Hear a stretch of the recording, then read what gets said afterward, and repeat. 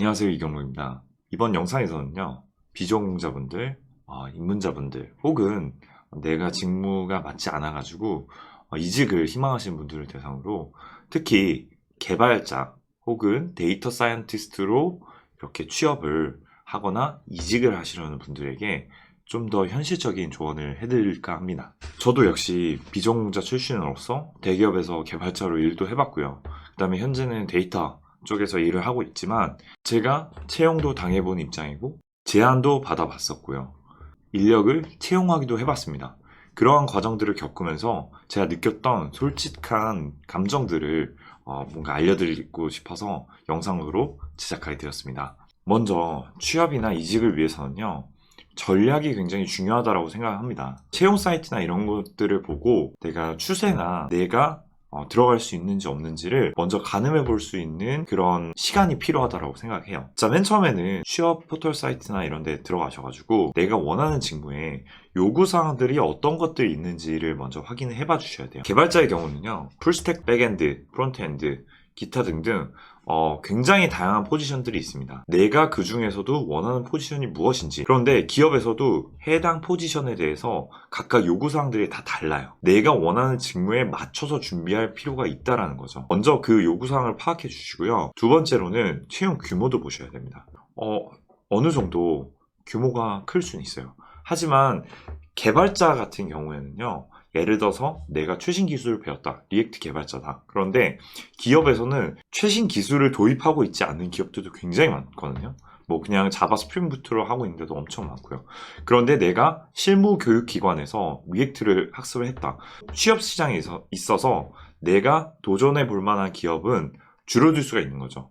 뭐 최근에는 리액트 개발자 뽑는 그런 기업들이 많이 늘어나고 있기 때문에 아무래도 미래를 생각한다라면은 올바른 선택이 될 수 있겠지만 내가 당장 개발자로서 커리어 경력을 쌓고 싶어. 그러면 어떻게 보면은 가장 많이 뽑는 실무 도메인을 먼저 학습하는 것도 하나의 전략이 될 수 있을 것 같아요. 취업 포털 사이트에 개발자 공고나 직무 요구 사항들을 먼저 보시고 전략을 세우는 것을 추천드립니다. 그런데 여기서 문제가 있죠. 내가 비전공자든 입문자든 커리어 전향하시려는 분들에게 있어서는 이 직무 역량들이나 요구사항들이 아무리 많이 나와 있어도 내가 이해를 할 수 있는 지금 수준이 안 되기 때문에 아예 감이 안 잡히는 분들이 계세요. 그런 분들 같은 경우에는 주변에 이미 개발자나 커리어 전향하신 분들 혹은 뭐 멘토들을 찾으셔가지고 이러한 점들을 미리 물어보고 조언이나 상담을 받아보시는 걸 추천드리고 있습니다. 그리고 두 번째로는 채용 규모는 제가 왜 써놨냐면요. 뭐 요즘에 이런 광고들이 많이 있더라고요. 뭐 한 달 만에 데이터 사이언티스트로 전향해서 뭐 연봉 얼마 받기. 솔직히 그런 거는 좀 말도 안 되는 소리인 것 같아요.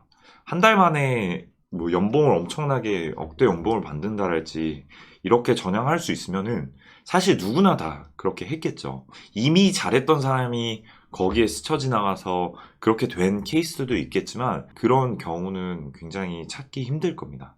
데이터 사이언티스트를 뽑는 기업의 채용 규모가 일반적으로 굉장히 작아요.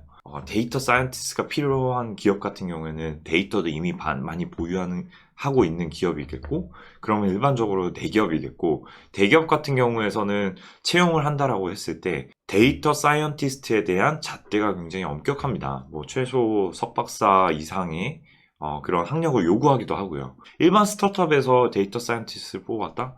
굉장히 많은 프로젝트 경험과 깃허브, 뭐 캐글을 하셨다 하면은 캐글에 대한 그런 레퍼런스 이런 것들을 아마 많이 볼 거예요. 바로 채용이 쉽게 된다? 사실 이거는 조금 과대 광고성적인 면이 없지 않아 있어요. 그렇지만 아예 불가능한 건 아닙니다. 그래서 제가 다음 슬라이드부터 준비한 내용은 뭐냐면요. 비전공자나 입문자의 입장으로서 내가 어떻게 하면은 경쟁력을 좀 더 쌓아 나갈 수 있을까? 내가 지금 당장 석박사를 할 수 있는 게 아니라면은 어떻게 취업을 위해서 경쟁력을 좀 높일 수 있을까에 대해서 몇 가지 팁만 알려드리려고 합니다. 그 첫 번째로는요, 바로 실무학원 과제 포트폴리오에 안주하지 마시라는 거예요. 리액트 개발자를 채용을 한 적이 있었거든요. 실무학원에 졸업하신 분들이 포트폴리오가 다 너무 똑같더라고요. 그 학원에서 완성한 포트폴리오가 흥미로운 내용이 사실 없었어요. 기업에서는 신입 개발자를 뽑을 때요. 얼마나 기초나 탄탄한지도 보겠지만 제가 채용하는 입장에서는 GitHub 포트폴리오에 얼마만큼 성실하게 내가 커밋을 했는지, 혹은 데이터 사이언티스트 같은 경우에는 캐글에서 얼마만큼 노력을 했고 캐글에 있는 공유된 노트, 디스커션의 횟수 등등을 많이 봤고요. 제일 인상 깊게 봤던 거는 블로그였습니다. 어떻게 보면은 제 주관적인 의견일 수도 있어요. 하지만 참고해 보시면 좋은 내용일 것 같아요. 첫 번째로는 GitHub을 가장 잘 활용하셔야 됩니다. GitHub은 개발자나 데이터 사이언티스트에 있어서는 포트폴리오 저장소라고 보시면 돼요. GitHub에 얼마만큼 커밋했는지 그런 이력들이 다 남잖아요. 그걸로 그 개발자나 데이터 사이언티스트의 성실도를 측정해 볼 수 있고요. 그 다음에 GitHub에서 소스 코드를 다 까볼 수가 있잖아요. 그걸 통해서 개발자나 데이터 사이언티스트의 실력들을 가늠해 볼 수 있습니다. 두 번째로는 블로그나 유튜브를 저는 굉장히 좋게 봅니다. 왜냐하면은 블로그나 유튜브 모두 굉장히 많은 시간과 노력이 들어가는 부분이에요. 그런데 이러한 많은 부분을 개발에 힘쏟는 것도 중요하지만 블로그나 유튜브로 정리를 하면서 내 생각을 정리해 볼 수 있는 공간이라고 생각하거든요. 제가 맨 처음에 제 블로그를 운영할 때도 내가 스터디에 배운 내용을 나중에 언젠가는 까먹을 수도 있으니 이것들을 기록으로 남기면 좋겠다 싶어서 기록으로 차근차근 남겨나갔고요. 그런 것들이 결국에는 쌓이고 쌓여서 실력이 되고 포트폴리오가 되고 그렇게 되더라고요.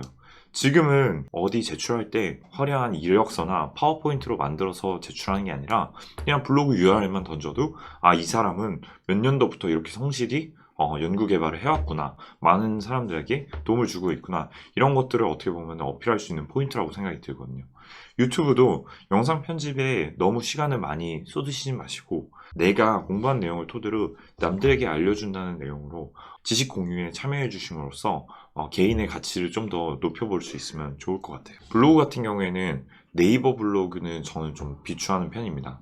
일반적으로 개발자나 데이터 사이언티스트 같은 경우에는 GitHub 페이지스나 적어도 티스토리 정도의 플랫폼을 좀 추천드리고 있고요. 네이버 블로그를 무시하는 건 아니지만 아무래도 티스토리나 GitHub 페이지를 운영을 하시는 게 좀 더 전문성이 있어 보이긴 할 것 같습니다. 마지막으로는 데이터 사이언티스트 분들에게 좀 더 현실적인 조언을 드리고 싶은데요.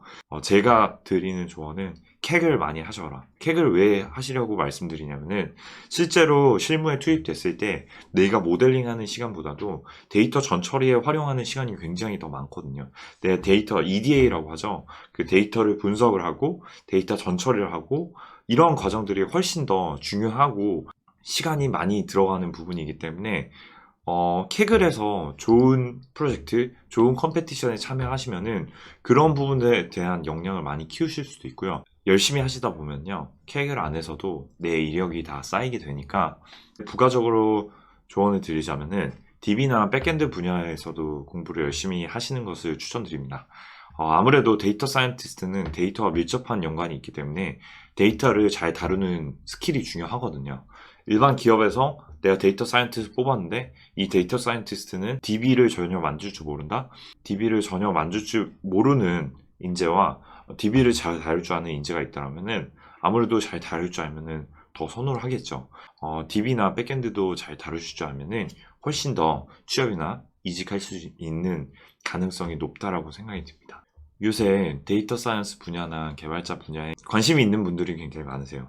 막연하게 나는 취업이 될 거야, 나는 이직이 될 거야 라는 생각으로 함부로 뛰어들었다가 큰 낭패를 보시는 분들도 많기 때문에 현실적인 조언을 드린 거고요.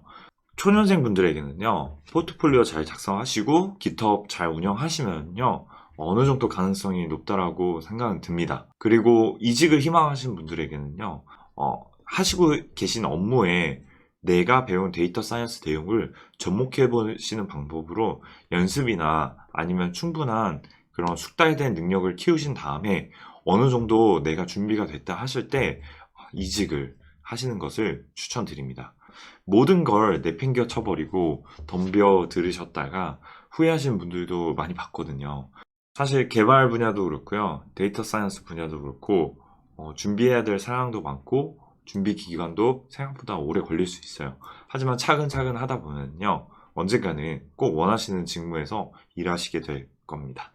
감사합니다.